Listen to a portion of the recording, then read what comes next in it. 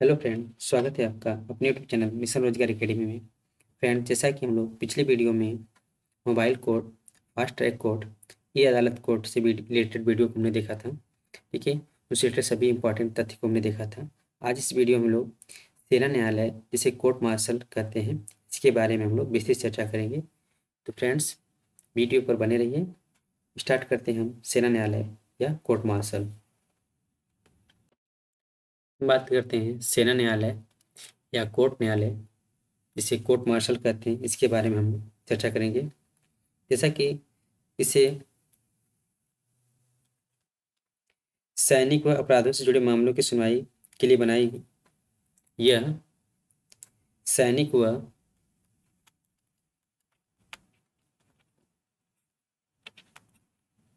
अपराधों से जुड़े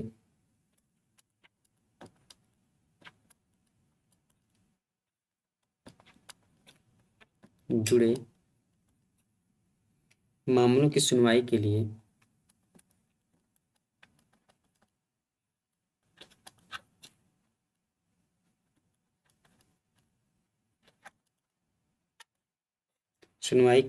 बनाई जाती है।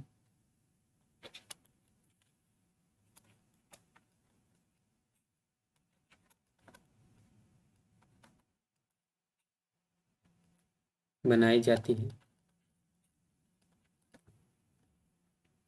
ऐसे न्यायालयों में सेना के वरिष्ठ अधिकारी ही न्यायाधीश की भूमिका निभाते हैं। तो इसके न्यायाधीश कौन होते हैं, ये हम करेंगे। ऐसे न्यायालयों में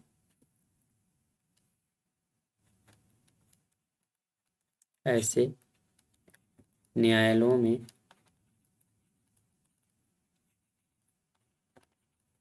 में सेना के जो वरिष्ठ अधिकारी होते हैं, सेना के वरिष्ठ अधिकारी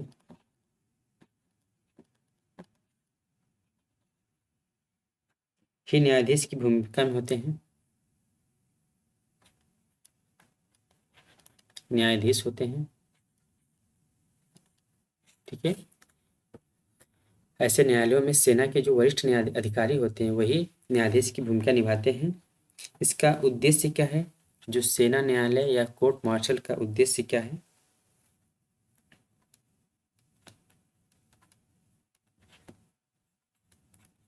तो इसका उद्देश्य है सेना को बाहरी हस्तक्षेप से दूर रखकर अनुशासन सुनिश्चित किया जाना। सेना को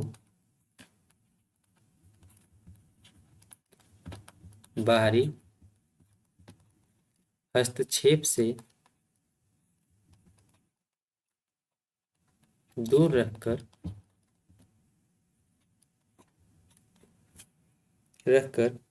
अनुशासन सुनिश्चित कर किया जाना।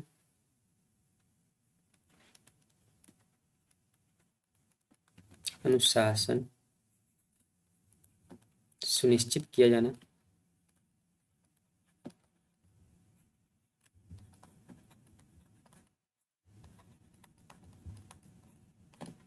ठीक है, सेना न्यायालय या कोर्ट मार्शल का उद्देश्य क्या है? सेना को बाहरी हस्तक्षेप से दूर रखकर अनुशासन सुनिश्चित किया जाना, इसका उद्देश्य है।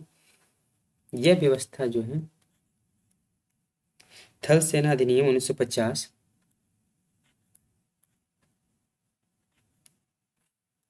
यह व्यवस्था थल सेना अधिनियम 1950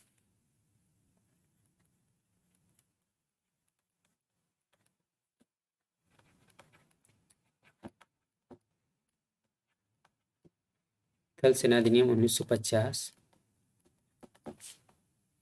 वायु सेना अधिनियम 1950,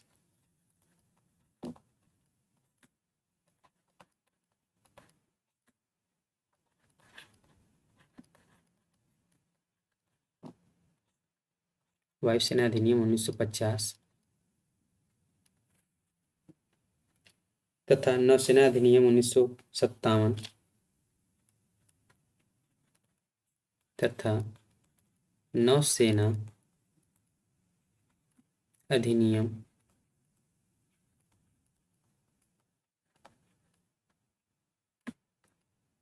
1957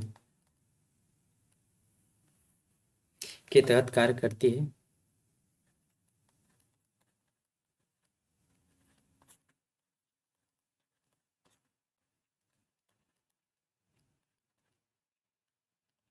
ठीक है, सेना न्यायालय जो कोर्ट मार्शल है, यह थल सेना अधिनियम 1950, वायुसेना अधिनियम 1950 तथा नौसेना अधिनियम 1957 के तहत कार्य करती है। बात करते हैं, यह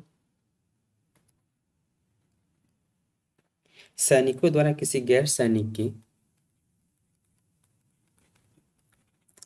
सैनिकों द्वारा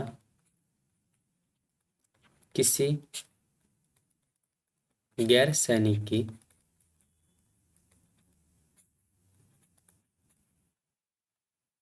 हत्या तथा बलात्कार के मामलों हत्या तथा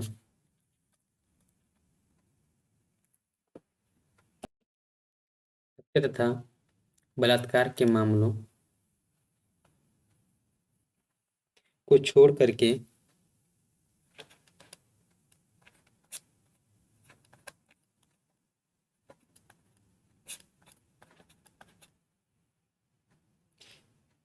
सैनिकों के शेष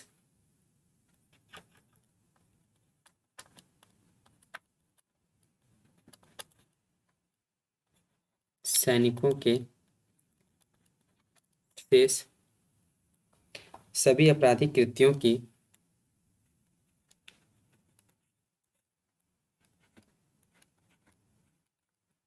आपराधिक कृत्यों की सुनवाई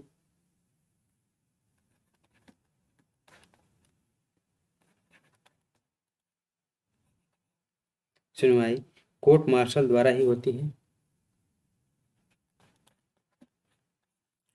कोर्ट मार्शल द्वारा ही होती है।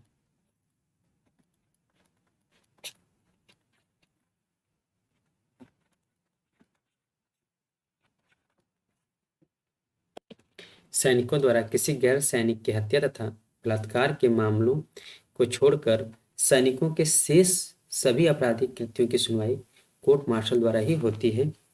आर्टिकल 136(2) में अनुच्छेद या आर्टिकल 136(2) में उच्चतम न्यायालय तथा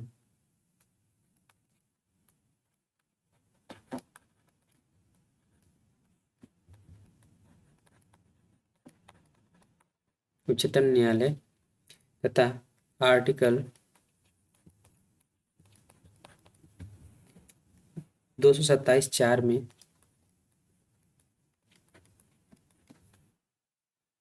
उच्च न्यायालय को, हाई कोर्ट को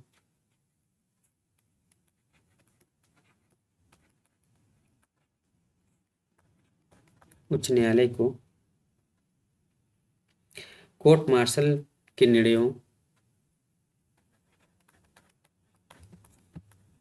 कोर्ट मार्शल के निर्णयों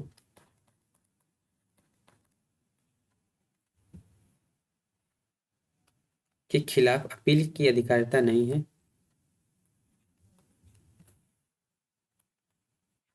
खिलाफ अपील की अधिकारिता नहीं है।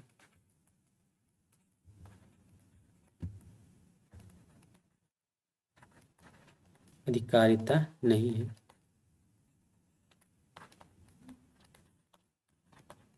ठीक है,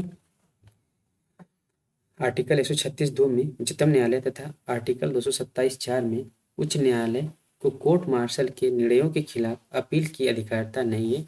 मतलब कि जो कोर्ट मार्शल द्वारा लिया गया निर्णय होता है वही मान्य होता है। कोर्ट मार्शल के निर्णयों के खिलाफ केवल एक ही रास्ता होता है।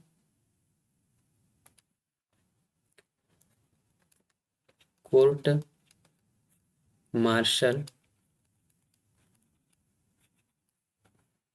के निर्णयों के खिलाफ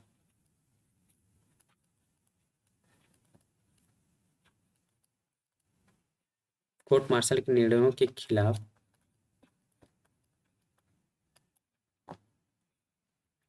केवल एक ही रास्ता होता है। केवल एक ही रास्ता है। कौन सा रास्ता है? तो आर्टिकल 32, अनुच्छेद 32 व आर्टिकल 226 के तहत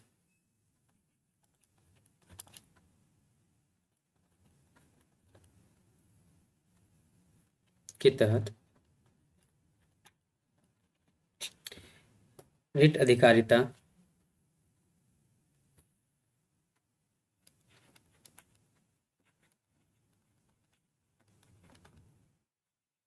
अधिकारिता के अंतर्गत अपील की जाए।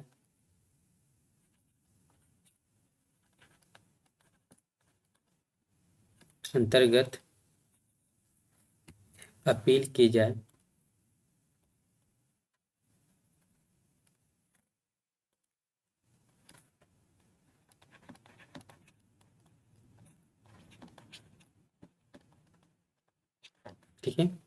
कोर्ट मार्शल के निर्णयों के खिलाफ केवल एक ही रास्ता है। इसे आर्टिकल 32 और आर्टिकल 226 के तहत रिट अधिकारिता के अंतर्गत अपील की जा सकती है। जैसे कोई मौलिक अधिकार का उल्लंघन होता है तो सुप्रीम कोर्ट में आर्टिकल 32 के तहत अपील दायर कर सकता है और हाई कोर्ट में 226 के तहत अपील किया जा सकता है। उसी तरीके से कोर्ट मार्शल के निर्णयों के खिलाफ आर्टिकल 32 के तहत और आर्टिकल 226 के तहत रिट अधिकारिता के अंतर्गत अपील की जा सकती है। हाल ही में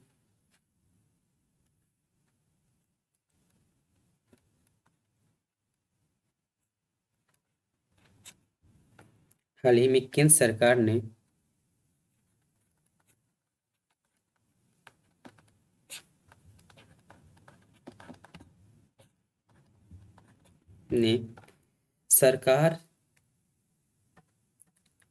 केंद्र सरकार ने सेना न्यायालयों के निर्णयों पर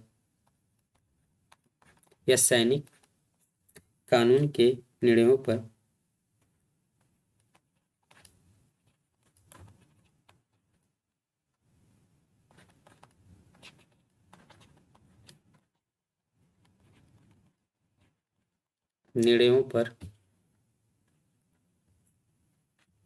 अपील सुनने के लिए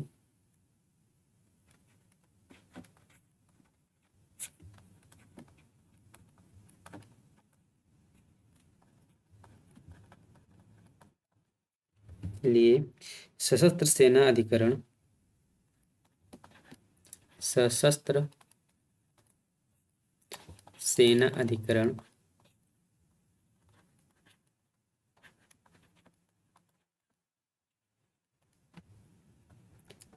जिसे आर्म्ड फोर्स ट्रिब्यूनल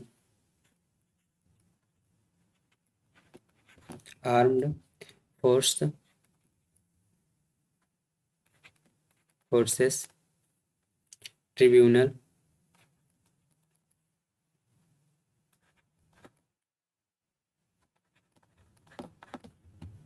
का गठन किया है।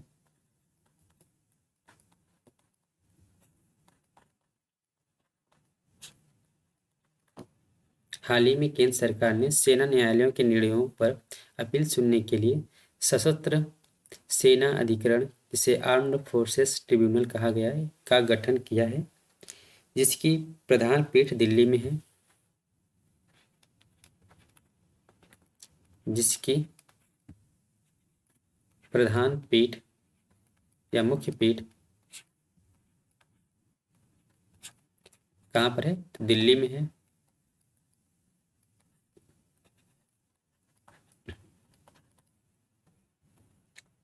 ठीक है। तो फ्रेंड्स, ये रहे सेना न्यायालय या कोर्ट मार्शल के बारे में सभी जानकारी। ठीक है फ्रेंड्स, आशा करता हूँ कि यह वीडियो आपके लिए काफ़ी हेल्पफुल होगा। यदि फ्रेंड्स मेरे द्वारा समझाया गया लिखने में या भी किसी भी प्रकार की त्रुटि पाई जाती है तो फ्रेंड्स हमें आप बेझिझक बता सकते हैं, हमारी कमियों को बता सकते हैं कि हमारी कहाँ-कहाँ कमियाँ हैं, ठीक है। क्योंकि फ्रेंड्स ये जो मैं वीडियो बना रहा हूँ, पीसी के माध्यम से बना रहा हूँ, तो मुझे एक पेन टैब का यूज़ करना पड़ता है। तो जो हाथ है उस पर थोड़ा-सा फ़ोकस करना पड़ता है, क्योंकि स्क्रीन पे तो मैं लिख नहीं पाऊँगा, टच स्क्रीन वाला काम नहीं हो पाएगा। तो थोड़ा ध्यान इधर भी करना पड़ता है, इधर करना पड़ता है, जिसकी वजह से मुझे थोड़ा-सा बोलने में हेजिटेशन हो जाता है, और जो लिख रहा हूँ हो सकता है उसमें भी मिसप्रिंट हो सकता है। लेकिन जो आपको जानकारी दे रहा हूँ फ्रेंड्स, क्या मैं, जैसा कि मैं आपसे हमेशा बोलता रहता हूँ कि मैं भी एक स्टूडेंट हूँ, तो मैं भी पढ़ता रहता हूँ। जो चीज़ मुझे लगती है कि हाँ, यह काफ़ी हेल्पफुल होगा, तो वह चीज़ मैं आपके लिए लेकर आता हूँ।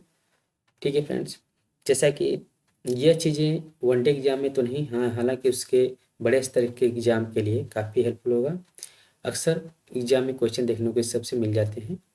ठीक है फ्रेंड्स, तो उम्मीद करता हूँ कि यह वीडियो आपके लिए काफ़ी मददगार साबित होगा। तो मिलते हैं अगली वीडियो में, तब तक के लिए bye bye, thank you and have a nice day.